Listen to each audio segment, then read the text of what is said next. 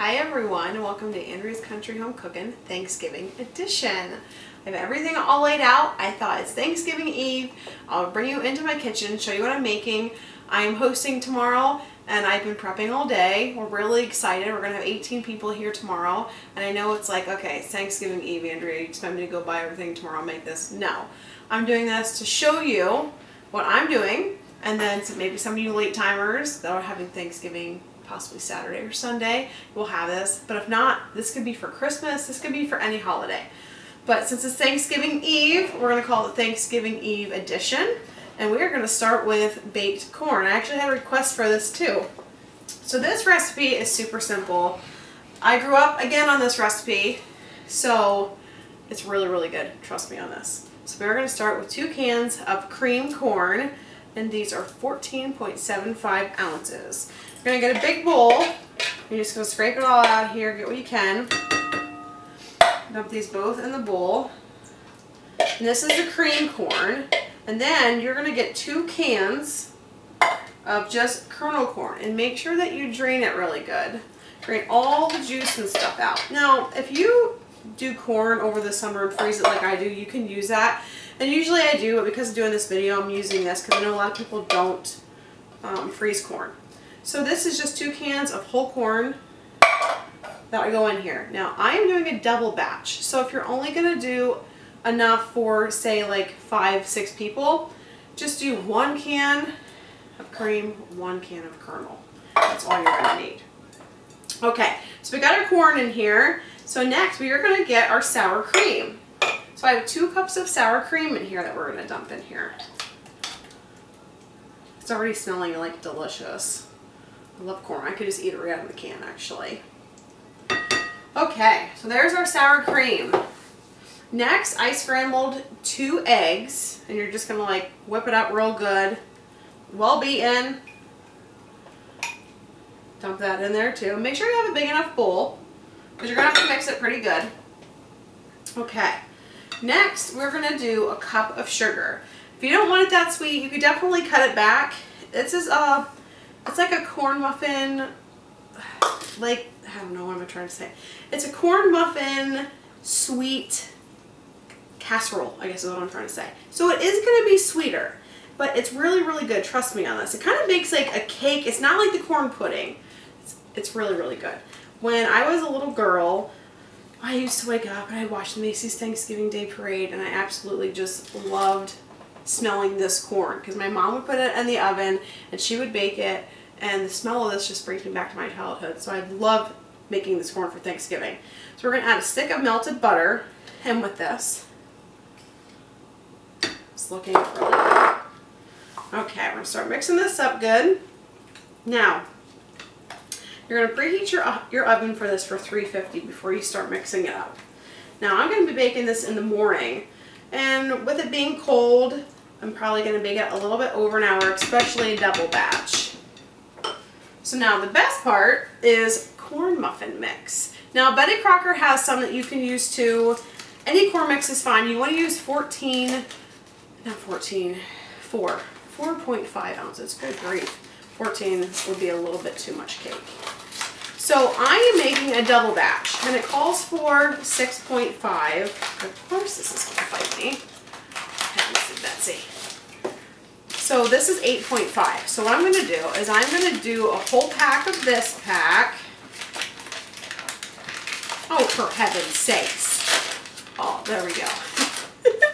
Alright, so we're going to dump this whole pack in, and then I did buy an extra pack because I didn't want to be too short on one. So we're going to open this one up, and we're going to put in probably like half of this pack.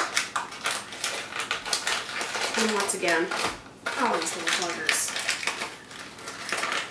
I feel like I'm opening a Christmas present and it's fighting me. Okay. Sorry guys, this is what happens when I'm like live. I mean, can't edit this out. Okay, so we're going to put half of this in here. We're going to get 1 spoon, and you want to mix this up really good, guys. And when you bake this, it smells absolutely amazing. It's like this sweet like smell, But sugar is not overpowering, I'm telling you. And I know, like, I remember when I actually got this recipe when I was old enough to cook, and I'm like, there's sugar in it? Seriously? Like, it's not a cake, but it's awesome. So, okay, we're getting this good and mixed up. Now, this is going to go into a 9x13 casserole pan. And if you do one batch, it would be like an 8x8. And 9x13 can definitely feed probably 15 to 20 people. I think usually for Thanksgiving we have at least 15, and there's usually like leftovers. I mean, because Thanksgiving you have so many side dishes anyway. So if you're only having like between like what, 5 to 10, you probably would be okay with one batch. It makes a lot.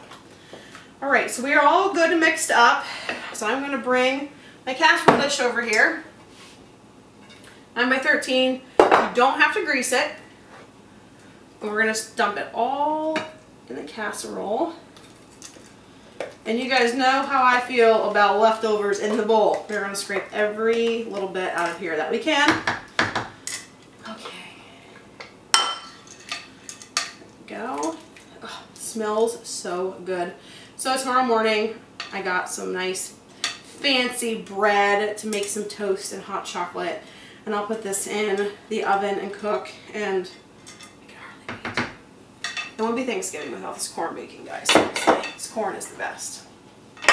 Okay, so there you have it. Here is our baked corn. All set to go for tomorrow. So I'll wake up 350 for 1 hour. If it's cold in the fridge, give it maybe an extra 10-15 minutes. But it'll get nice and golden brown on the top. You'll know it's done. If you overcook it, it'll start getting kind of dark around the edges. It's really easy, really basic, and it goes good with pretty much any kind of dinner. So next what I'm doing is I'm doing a filling. And I already have all my bread chopped up. What I did is I bought 4 loaves of bread from Wegmans. Well, I am too cheap to buy the bag stuff. That's all chopped up for you. That's like $3 or $4 a bag. $4 right here. I took the time and I cut them up. What I did is I get 2 to 3 slices of bread at a time, put on a cutting board, and you want to do like a tic-tac-toe. 2 down, 2 across. It's going to give you 9 cubes, and then if you do obviously 2 slices of bread, 3 slices of bread, it's going to give you 18. Throw it in the bag, you're good to go.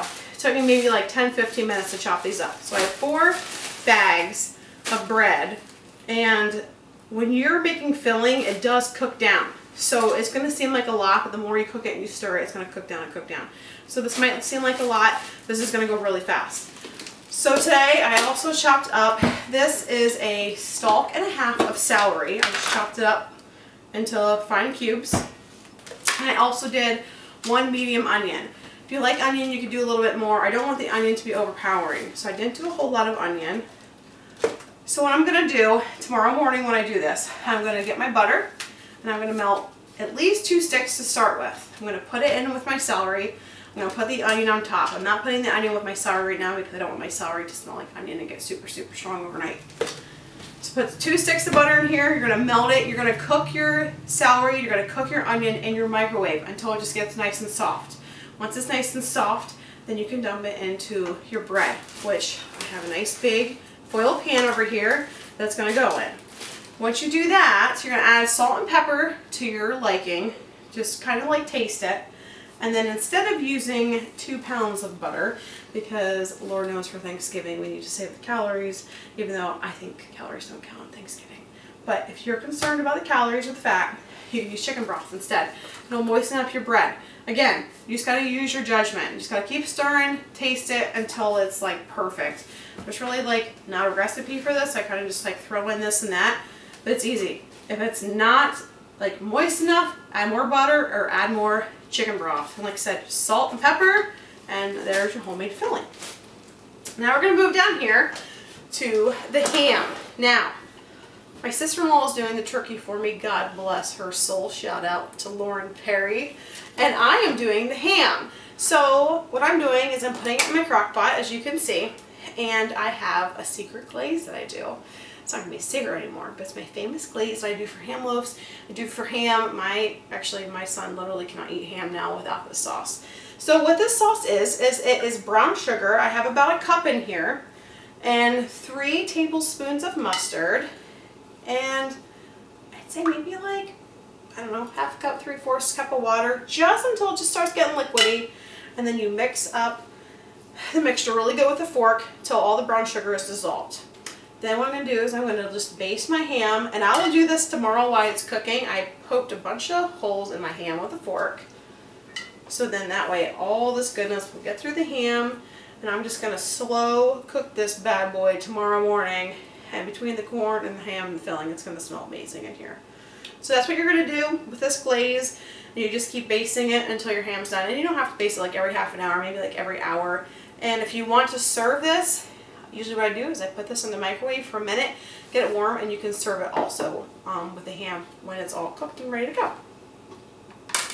Last but not least, I have this gorgeous Pioneer Woman glass container to store beverages in. My mom got me this for my birthday, and you guys know how much I love the Pioneer Woman. Like, we're best friends. She just doesn't know it yet. Like, she's my idol. I look up to her so much.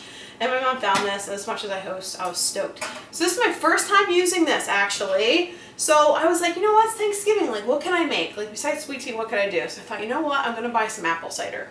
But 2 gallons of apple cider, and I have some pumpkin pie spice, and I have some caramel sauce. So what I'm going to do tomorrow is I'm going to make a mixture of caramel and pumpkin spice and apple cider, and then I'm going to cut up some Honeycrisp apples, really pretty, and I'm going to put it in my really pretty display for my beverage here. And with being clear, you're going to be able to see all the colors of fall and all the apples like floating to the top. So fingers crossed, it's going to be awesome. As soon as I actually get the recipe down, I will definitely have it on my page for the holidays and for Christmas time. So this is my Thanksgiving Eve. This is what it looks like. I also made 6 pumpkin rolls today. That is also in my cookbook. So is the baked corn. I am wishing all my fans, all my family, all my friends a very happy Thanksgiving, and we will be back with more videos soon. Thanks!